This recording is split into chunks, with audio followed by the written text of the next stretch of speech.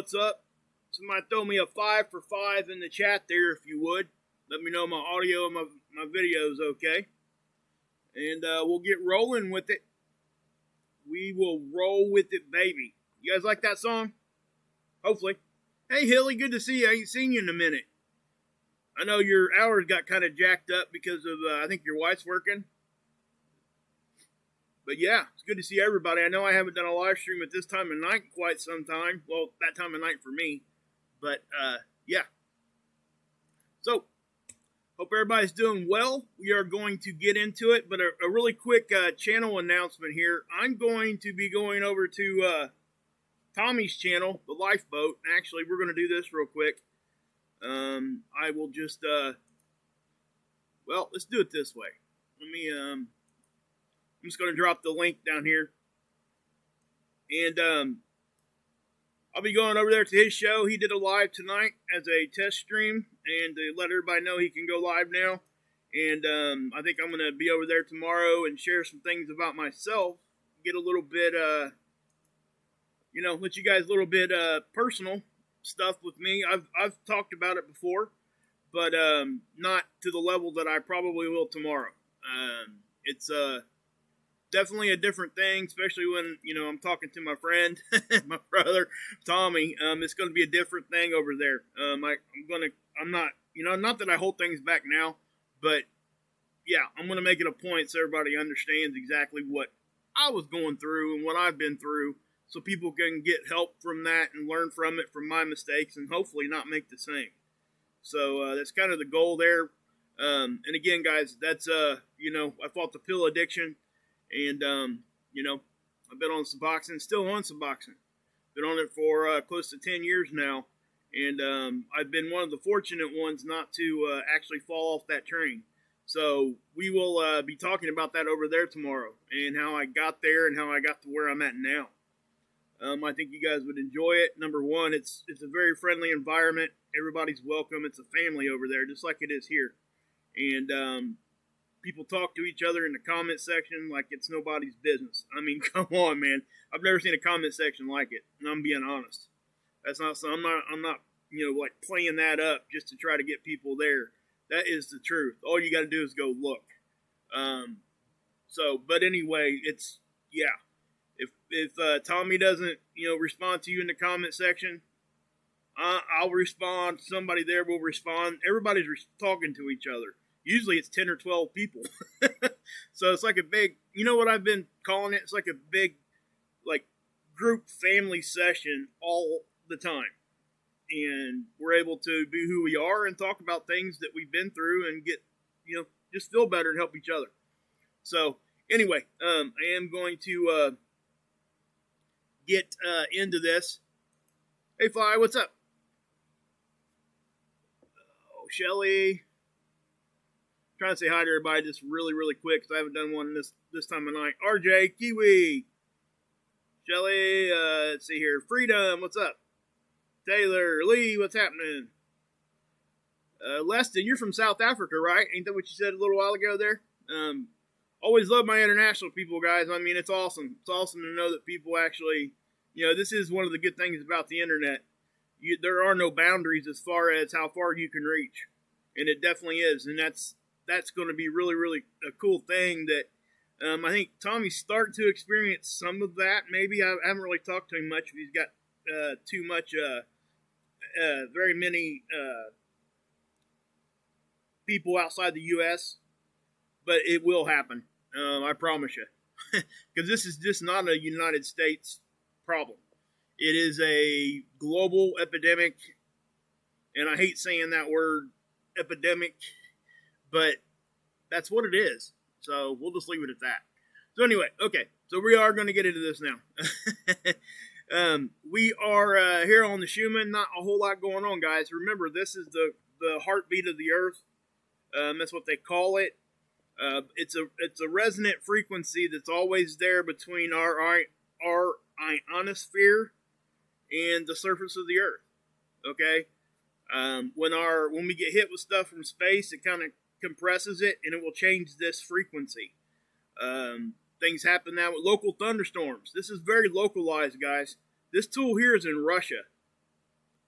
So, yeah, 39 countries. That's awesome.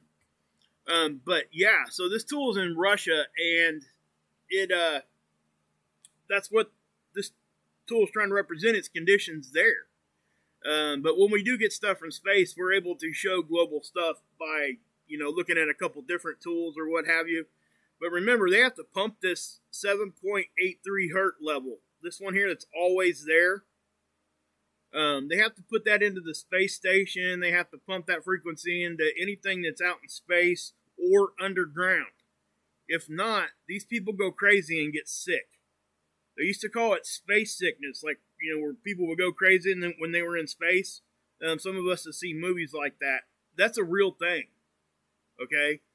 So they actually have to put this frequency in there. Because our biological brains require that. Okay? If we don't get it, it's wondering what the heck is going on. I guess it's much like an addiction type of thing. But if you don't get it, it's wondering why. But this is one thing that you cannot, come off of. Like you can't, like an addiction. This is a lifelong. This is how we're wired, guys. So anyway, you can actually, there's YouTube channels where you can have different frequencies just pumping out. And believe it or not, guys, you ever wonder why music has the effect on you that it does? Even music without words. This is why. Okay? This is exactly why. So you can listen to a good song resonating at a certain frequency without any words, and it'll give you the goosebumps, right? When you get goosebumps, your hair is vibrating back and forth about at 1748 hertz. That's a natural thing that happens. So that's what you're seeing there. So when you hear good music, it's affecting you in that way. Hey, Rampage, good to see you, bud. So I just wanted to go. I haven't explained that at all in a long time. But go over to Verte's channel. His link is in my description. And he'll give you a better explanation on what and how to read that tool. So, anyway, Spaceweather Prediction Center. Guys, you can see how after we had that geomagnetic storm, things really dropped off to almost nothing. And the reason why was because the sun, we had a string of like 3 days in a row with no sunspots facing Earth. Okay? And the sun just wasn't doing anything facing us. And now, remember, guys, we have to understand that when this condition gets this low geomagnetically, then we have to talk about cosmic rays. It's a balance that we have to find. We don't want way too much geomagnetic activity, obviously.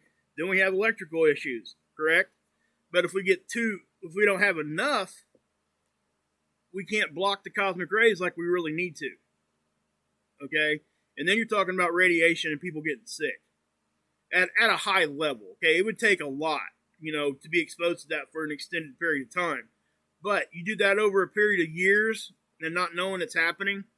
Most of this stuff, we've talked about UV before. Remember, up until about 3 years ago, you can go back and look at the textbooks. They will tell you that UVC is not able to get to the surface unless it's from an artificial source like welding. That is no longer the case. They are now picking it up on the surface of the Earth from the sun. It happened about 3 years ago is when it started, and it's progressively getting higher.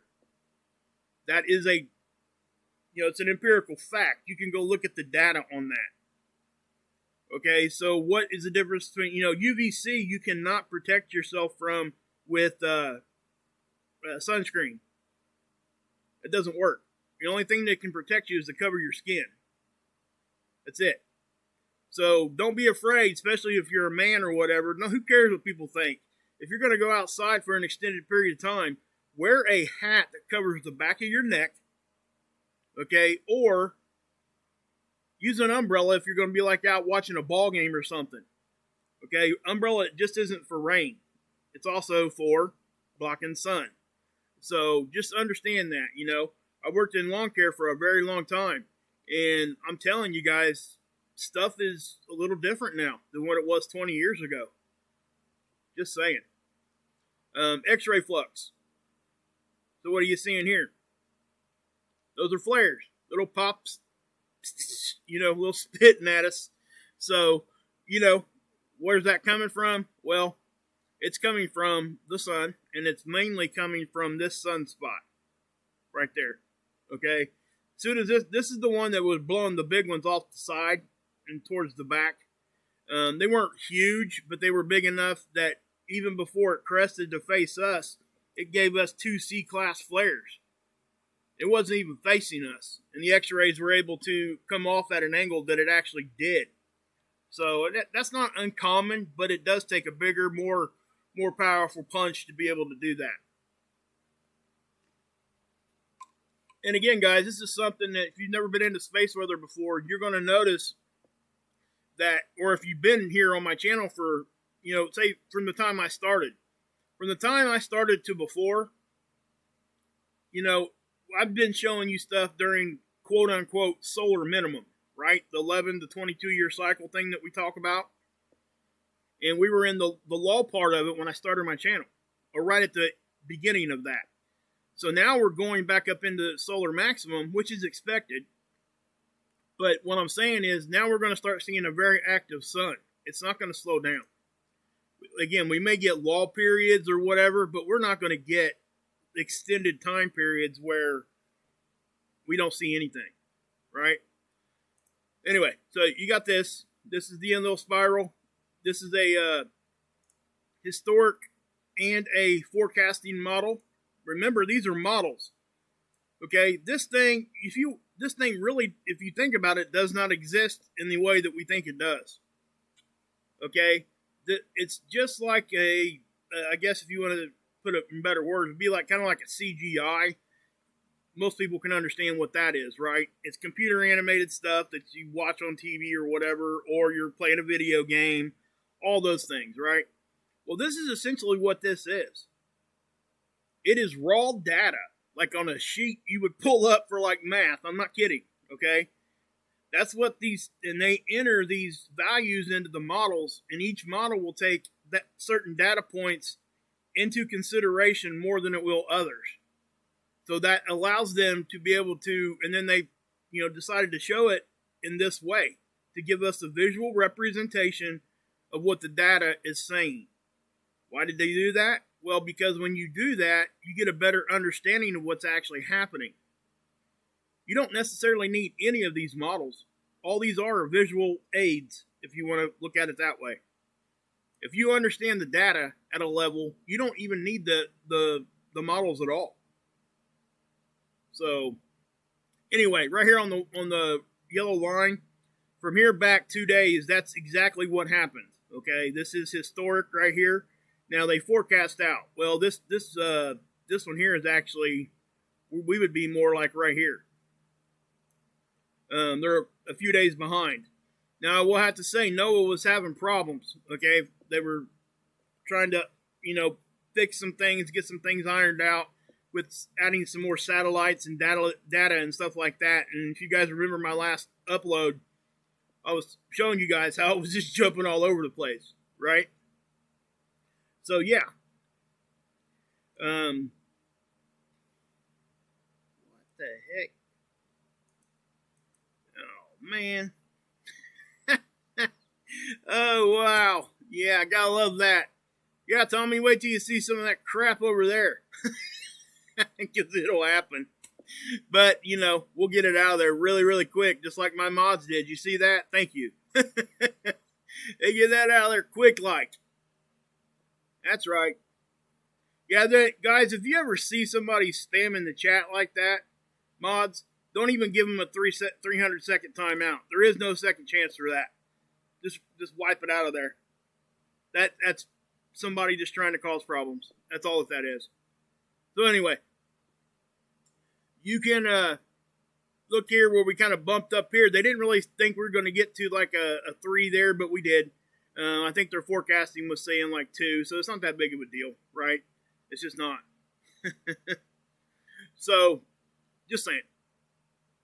Now, let's go to, here is the data, the raw data I was talking about, right? Of course, there's a lot more data that they use that I couldn't even begin to explain to you what it is. Just I'm just being honest there. Again, I did not go to college for any of this stuff. This is something that I've been pretty much self-educated with the help of others, and yeah. Anyway, so at the top you got the BZ angle. That's the angle of which the charged particles, solar wind, would get into us. When we're facing more towards the south, that's when stuff gets in more. Okay, yeah, I noticed you changed your name there, Daniel. What's up, bud? I seen that in my moderation list. I'm like, who the heck was that? So I clicked on the URL. It was you. Oh, what the heck? He changed his name to that. Wow. Anyway, you got the BZ, -6, right? Is what we look for. So when we start tilting further to the south, magnetically is what I'm talking about. Nothing geographic here. This is all about our magnetic field. Okay? It's like a big magnet. The Earth's like a big bar magnet. You got a north and a south polarity. So if you were able to look at the field itself, it kind of loops from the top to the bottom all the way around our planet, which leaves the poles more open. Okay? It doesn't have as much protection. That's why we talk about high latitudes. When you get up to high latitudes, all this stuff is more intensified. That's why you see aurora where you see it. Okay? So when we talk about like aurora down towards mid latitudes, typically we're talking about a harder hit from the sun. Okay, now we've had it outside of that before because, again, our magnetic field does not drape our planet like a consistent blanket. I explain it like this. Most of us can remember our grandmas, or even if you just go back to old clothing or what have you, an Afghan. My grandma used to crochet Afghans. And you know how they're not like consistently solid all the way through. They have holes in it. Most of them do. Little ones. Well, our magnetic field's the same way. Plus, it'll get cracks. You just don't know where they're going to pop up. And actually, there's a permanent one that we talk about, and that's the South Atlantic anomaly. And I can show you where that's at real quick. This is windy.com, by the way, guys, in case you guys were wondering. The South Atlantic anomaly is down here. Okay, it's actually split into two now, and it's gotten bigger. What that means is the magnetics down here is not acting like the rest of the planet. That's why they call it an anomaly. Compasses have issues and certain issues down here, and a whole lot of other things. Okay, I'm not going to get into it, but that's what that is. That's that probably is the most famous magnetic anomaly that we see on the planet, because it's the largest. And really, if you look at some of these things, you're going to see that we really kind of split into two separate, instead of just having one north and one south, we got four. Two north, two south. Things are splitting up because again, guys, we are on a cyclical pattern to have a magnetic pole reversal, and I'm not going to get into that tonight, but nobody knows exactly when that's going to happen. All we know is that magnetic north is now wandering faster than it was supposed to. Number one. Number two, it's wandering pretty quick-like and pretty far. It used to be up here towards Canada, and it's now, creeping this way, okay? So what's happening there is north and south are attracting each other, and they'll meet. They basically meet in the middle of our planet, and when they do, that's when the reversal happens, And again, your guess is as good as mine what'll happen then. We have that equatorial bubble where the water's deeper around the equator, okay? That's what it is. That's a fact. What's holding it there? Well, it's our magnetic field along with some other forces involved there. But if you flip your magnetic field, what happens to that equatorial bubble? Most likely it's going to release. What does that mean? Well, that most likely means at the very least some flooding on every coastline in the world. So, take that for what it's worth. Now, nobody has ever been here during a magnetic pole reversal, so I'm not going to sit here and keep talking about it because a lot of it is just educated speculation. Okay? But it doesn't mean we don't need to talk about it. We're just not going to do it tonight. And again, I don't fear stuff like that. Number one, I don't fear things I can't control. I don't fear hardly anything because I can't control a whole lot of anything. So, but the other thing is, what good does it do to fear it? If you're aware of it, if you think back in your life to when you were the most scared, What was that? If you sit back and actually think about that, you know what? I can almost bet you it would be something to the tune of this. Like you're walking down the street, somebody jumps out and scares you, right? You weren't expecting it, come way out of the background, and it scared you to death, right? For that brief moment. How did you react? Well, fight or flight, right? Well, the goal of telling people about things like the equatorial bubble and the magnetic pole reversal isn't to scare people. It's actually the opposite for me. Okay, I'm making people aware that stuff is, it's in a pattern. Even if it's outside of the pattern, it can still happen. And if you're aware that it can happen, you're going to make better decisions when it does. Because you're not the one sitting there not understanding that this could have happened. So you don't get that shock. Now you're just acting under, reaction instead of fear. So it will help. I'm telling you. Hopefully it doesn't happen in our lifetime, but the data's pointing towards it could. Now again, nobody really knows exactly what's going to happen. Nobody's been here. We can go back and look at other stuff and try to say, hey, this data shows this and this data shows that. But that's as much as we can do, guys. And, who says who's right on that? It's a hard thing. You just got to, kind of go with your own feelings on that. But one thing I will say, you guys know we don't do fear here. It's not what we do at all, period. I don't do that. I think it's ridiculous. But at the same time, I want people to be aware that those kinds of things are real. And they can and will happen. I've always told you guys, it's not a matter of if, it's a matter of when we really catch a big solar flare. Now, whatever that solar flare does, that's where the questions come in. Right?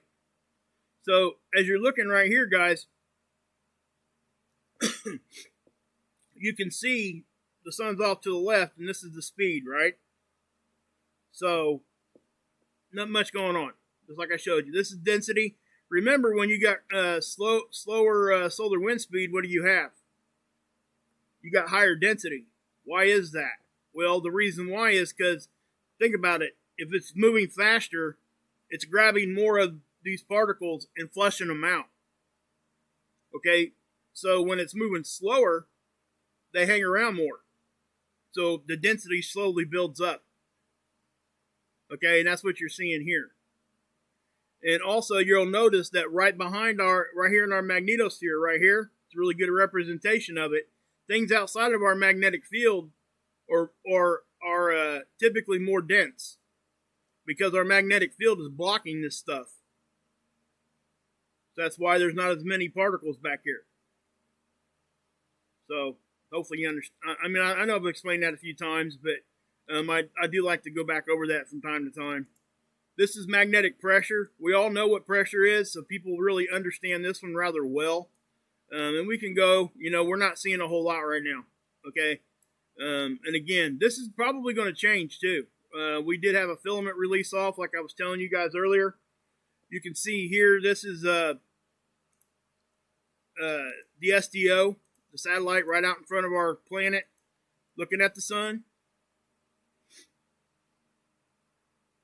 And what we got here, we got the 211 at the top, the purple, the reds, the 304. And when we're talking about this, guys, what are we talking about? We're talking about angstroms of light. The light spectrum. Our physical eyes see such a small section of that, it's ridiculous.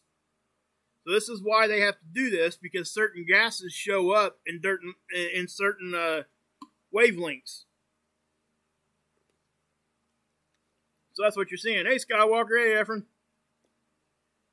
Hey, Christine. What's up, my sister from another Mista? All right. What we got here? Hey, Ricky. Good to see you. So we got 131 here, guys. And this is the one I show you for flares. And you're not going to see much, guys. There's really nothing really a whole lot happening. So I'm going to show you the 304 because that's where we see filaments the most. It's easier to see it on that capture. So let me grab this up here like this. And remember that one sunspot. You can still see how, it's way over here now. And you can still see how it's like that. It's huge. It is. No doubt about it.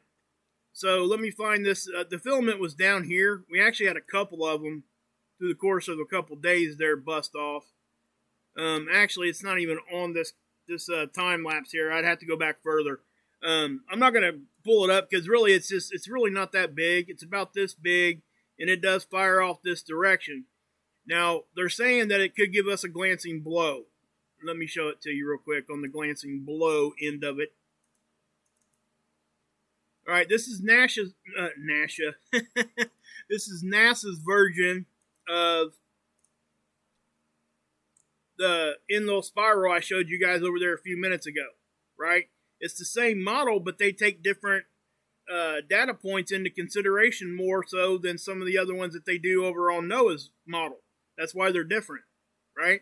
So if you look really close, you'll see like a faded area right there. You see that? It's going to be hard to see. I guarantee you that. But here, it does come right at us, okay? It happened right out in front of us. So if you look over here, this is our orbital line stretched out in a straight line, right? This is stereo A. Stereo A is here over on this one. The Earth is here. So that should give you some sort of idea of what direction we're talking about here. But if you see the little faded, like blurry look right here show up right there, okay? That happens right at our planet. But it does look like it could be going south. It is going south at least a little bit. So this is why they're saying it could be a glancing blow. It's not going to miss left or right. If it misses us, it's going to miss to the south.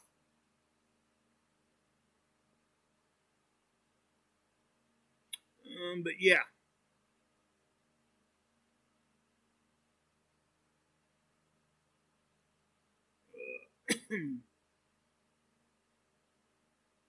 Let's see.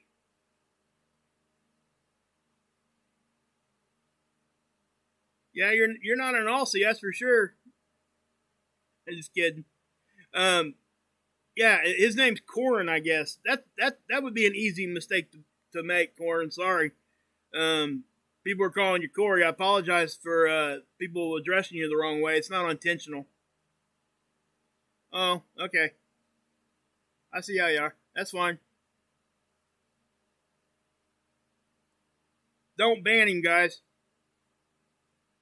Not at all. Let him stay in here. Anyway, you got this happening here. So sorry about that little bit of a distraction. I just seen something happening in there. Usually I just go ahead and put my chat down. You guys know that. I trust my mods. You guys are awesome. But yeah. So, anyway. Hey Kiwi, what's up? So, you got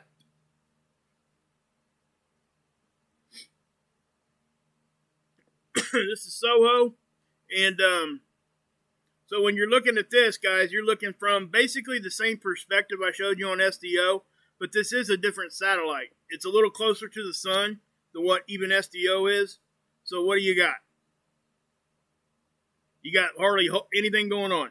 So you got a filament release, and we're not going to see much, guys. So I'm not going to waste much time on this one.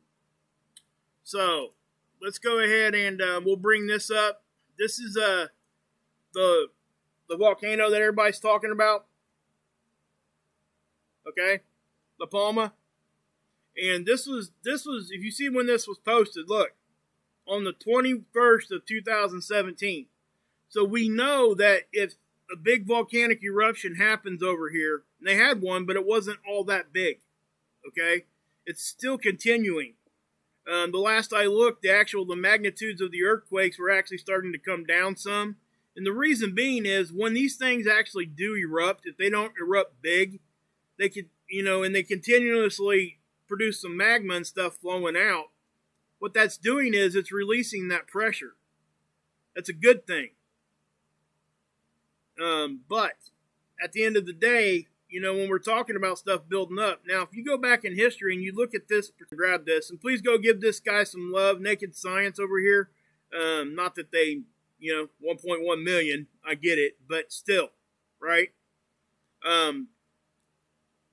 That's the amount of subscribers they got. They've got 1.5 million views on this one. But anyway, when that does happen, if it does slide off like they think it could, I'll show you what they think is going to happen. Okay, they go over this really, really well here. And that's why I pulled this one up. Anybody can pull up the recent pictures. Okay, and that's why I'm not really going to be too concerned about that. I want to show you what they say it could do, which is right here. Okay, so if that slides off, watch what happens. Vast amount of energy. Okay, this is from the Canary Islands. Now look where these waves go. Okay, this is a tidal wave. This is how far out it reaches.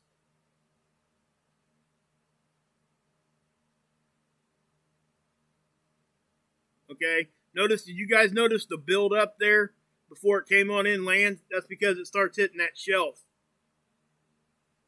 Okay, but as you can tell, they're talking wave height here. 28 feet, 23 feet, 33 feet. Now, I don't know how accurate they think this one is, this model. And it was 3 years ago. So I'm sure they got updated stuff now. But with that being said, okay, so it doesn't have to come from Yellowstone or Mount Rainier or anywhere else. If certain things happen at certain parts of our planet, we got to understand that stuff like this will happen, right? Now, right now, believe it or not, guys, this eruption, as far as it's been so far, is actually not a bad thing.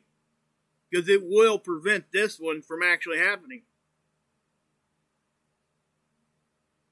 So, you know, just saying.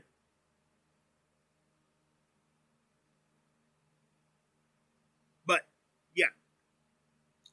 So, let's go to, I already showed you guys that. So that's probably, that's pretty much the space weather report, guys. No, hold on a minute. I forgot to bring this one up. Sorry. I'm going to show you USGS real quick. Now, they're not really plotting a whole lot over here right now. I haven't seen them plot anything over here. Except for when they had the first initial quake. So, there's other places you can go to see the earthquake information. I haven't went and looked for that stuff yet. Again, guys, I am not the earthquake guy. I understand them at a basic level, but I don't feel comfortable teaching anybody it. So that's why I don't. Now, I will report on them, like I said, but you got a 6.0 up here, which isn't so far out of the way. We see them up here quite often. Anything up here along these lines, the Ring of Fire out here. So we see stuff here all the time. If it happens on these plate boundary lines, it's not out of the ordinary. How many active volcanoes do we have worldwide? We might be able to check that out. Hold on one second. I think I thought I put a link in here for a volcano site.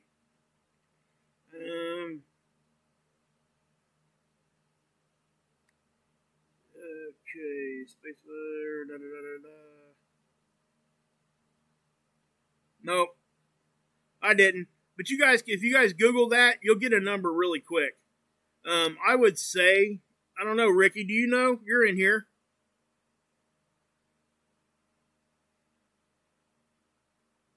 Oh, that what's going on, Ricky? Okay. Thank you, Ricky. Appreciate you. I'm not sure exactly how many, guys. If I had to guess, at least 15.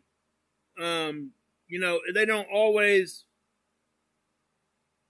they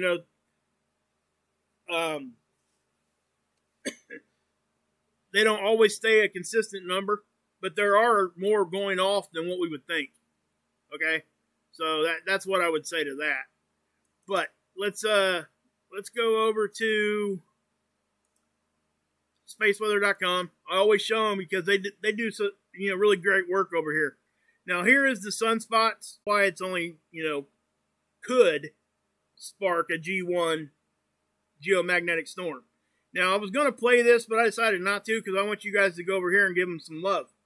They do the work, and I'm not going to sit here and do that. But this is really pretty. I guess I can play a second of it just so you guys can see.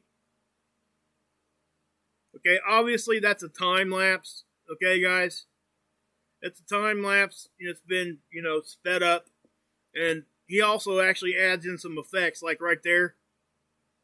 So if you would just go over here and check it out. Who got this one? Swedish photographer Oran Strand. That was on the 17th when we got that weak magnetic storm. The harvest moon, we see this every year.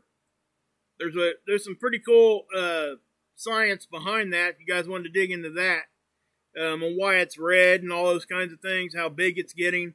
You're talking about apogee and perigee, or whatever they call that. Aphelion and perihelion.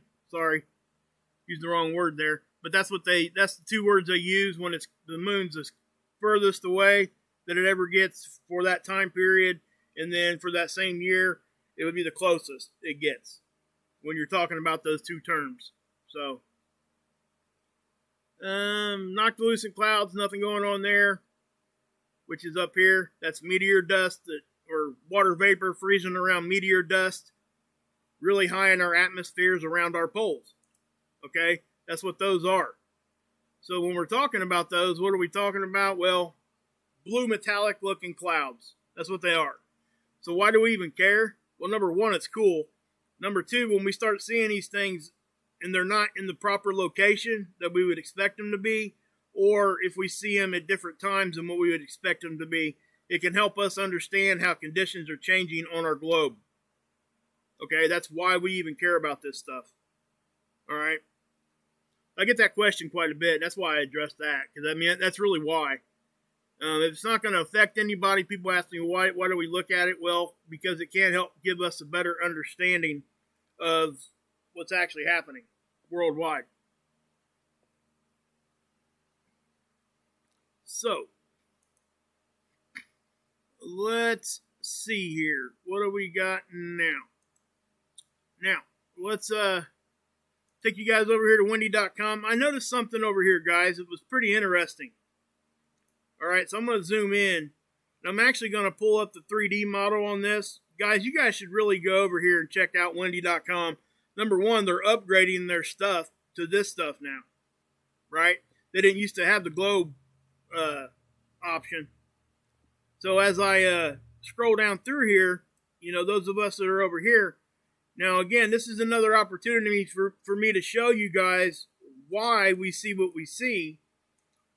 Okay, so if you look at the map like this, and you look at these storm systems all spinning the same direction, and then you get this one spinning the opposite direction, which isn't really a quote-unquote storm system, you would think that that's abnormal, right? Right next to each other? It's not. Okay, the reason why is when I put the pressure grid on here, what happens? Now you got low pressure, low pressure, low pressure, all spinning counterclockwise, and then the one right next to it that's spinning the opposite direction of these is a high pressure. So yeah. So there you got it, right? So I want to show you this because these are actually pressure gradient lines. This is kind of like if you go into a big city and you start crunching things together in between the buildings, you get faster wind. So that's kind of what's happening with these gradient lines. As they get closer to each other, the wind speed will pick up. So this is kind of a typical weather map. They don't usually show you this on the local news, but this is something that's, people don't really have a whole lot of knowledge on this. The vast amount of people look at this and they're like, what the heck is that? What is that? Why is it there? We've all seen it, but they probably never asked why and what it's trying to represent. Well, what it's trying to represent are those gradient lines squeezing together, causing that wind to speed up. Right? They're funneling it into a smaller spot, so it makes it more intense. Now, something I noticed here was really, I've not seen this before. I'm not saying it hasn't happened, because I'm sure that it has. I mean, I can't see any way for it not to. So let me We'll take the pressure back off there because you can see this, what I'm talking about here. These are two low pressure systems, right? I think this one was a hurricane at one point back here. But check it out. Look right in the middle. All the way up that far. Ain't that crazy? I don't know that I've seen two storm systems that far apart produce something like that. You know, and again, I'm not saying it hasn't happened. I just don't know why it's. I mean, I know why it's doing it because you look at the wind flow and everything, you can see why. But you know, this is, to me, this would be something that would be kind of a rare thing to see. You know, I'd have to research it and see where it's happened before, and I'm sure it's not that too hard to find. But that's a little nutty looking. I just never seen that. If anybody knows, let me know, you know. Anyway, you see they're both spinning this way, and then you got the high pressure spinning opposite here. It's driving everything that direction. You can see it. So, yeah. You got this one up here too. Now remember, if you guys go over to windy.com and you got the wind button clicked, you can actually just click on this and it'll tell you the wind speed. And you got to make sure you're at the surface if that's what you want to see is at the surface. This is at the surface, okay? That's why I'm showing it to you. Is sun flicking the plasma yet? Yeah, it already did. That's what that filament was.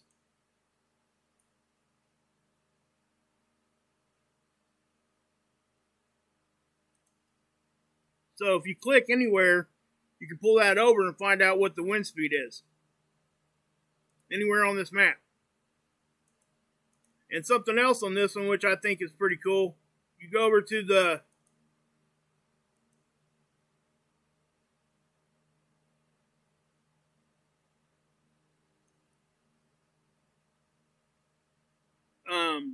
radar satellite part of it.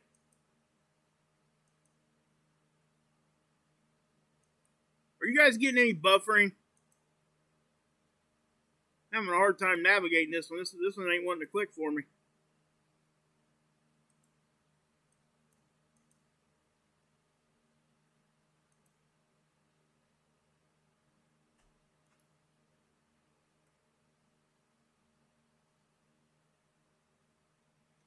Sorry, guys.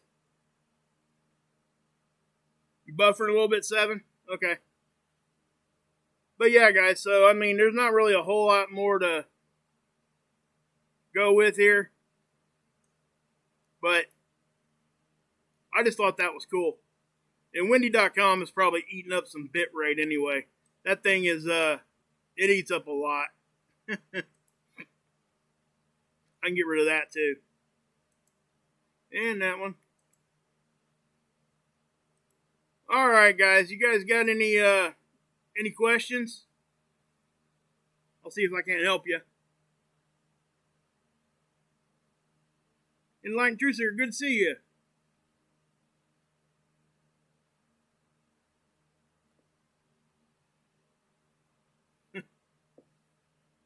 Is it cutting in and out real bad? I'm trying to help that real quick. It's telling me my bit rate's fine though. I'm not sure why it's having issues like that, but it's okay. We're good. We are good, guys. Hopefully everybody's alright in there. Okay, cool. Alright, so if you guys got any questions, fire them at me and I'll see if I can't help you guys. Yeah. Okay, no buffering, Hilly. Thanks, man. Let's see what's the timestamp here. I know I went kind of long there. I wasn't expecting to. Like I say every time.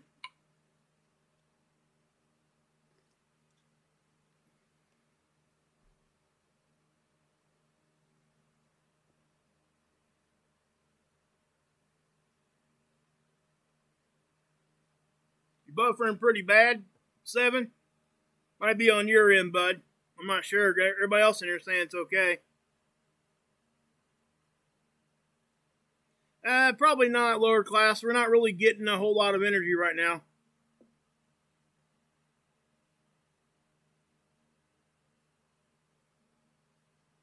So, yeah, I don't know. Back at you, fear no evil. Hey, May, what's up? Good to see you. Okay. Yeah, it's going to be a local thing. Hey, Michael, what's happening? Hope everybody's doing good. Angelo's holding it down in the Bronx for us, baby. Emilio, what's happening?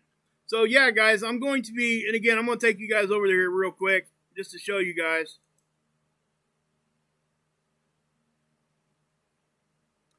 Where I'm going to be tomorrow night at 6, okay, or tonight. If you want to go that route with it, let's go to here. Yeah, not sure why I did that. There's some analytics for you.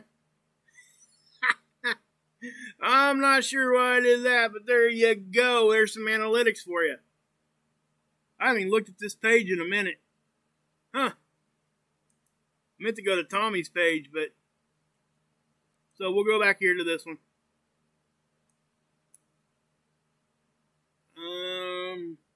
Yeah. So,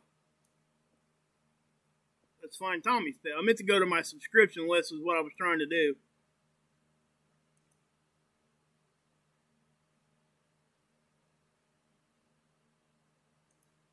Alrighty, guys. Videos. Alright. So, not sure where his live stream is. Wonder why it's not there. That's odd. Unless this, no, that ain't it. It's only a 1 minute video.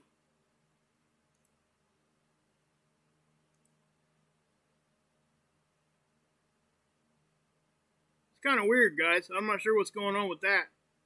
I don't see it anywhere.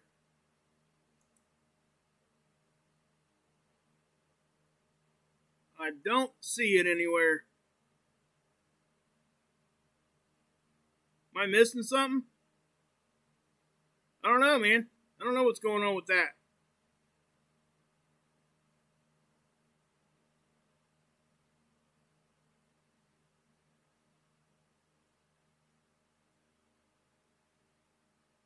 But yeah. So, anyway, guys, I think I'm going to go ahead and end it. We'll have to pick up where we left off here tomorrow. But I will be going over here, guys, to Tommy's channel tomorrow. If you guys want to... anybody hadn't been over there, please go over there and subscribe. And come back tomorrow and check us out live. I think you guys will really get a... you know, a good thing for that, you know, a good idea of what's going on with me and what I've been through in my life and all those things. I'm going to get pretty personal so everybody gets a better look at who I am. And I just would really, thanks, Ellie. I appreciate you guys in there. I really do. So, what you got? Marshall, guess we'll see what you got there. Do you think Lapima will drain out and get a refill in the chamber? I really don't know, guys. That's not my expertise on anything there. I can just have a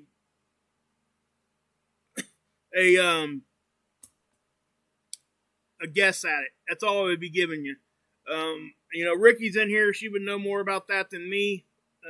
You know, and again, go check out the earthquake channels. They will definitely have a better idea than me. You know. Somebody asked about Ron. Ron can't stream for a week, I guess, or something. I'm not sure exactly what happened to that, but that's what it is. So, all right, Hilly. I'll see you later, bud. Thanks for stopping in. Leisure. Good to see everybody in here, guys. Appreciate you. So, I'll put Tommy's link in there one more time. Please pop over there if you haven't.